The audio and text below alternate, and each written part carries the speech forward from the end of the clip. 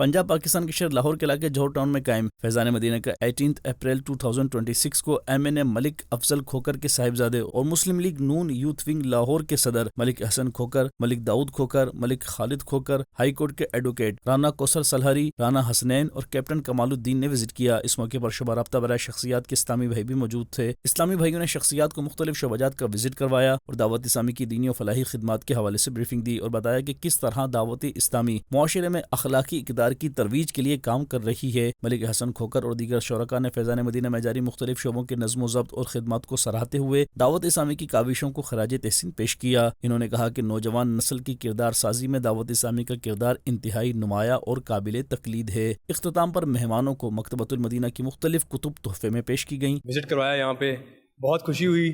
اللہ ان کو اس کا اجر دے، اللہ ان کو ان کے مشن میں کامیاب کرے۔ اچھا انسان بننے کے لیے بھی آپ کو سکھاتے ہیں یہاں پہ، بہت خوشی ہوئی۔ آگے اس ساتھ رابطے میں رہیں گے، چکر لگتا رہے گا۔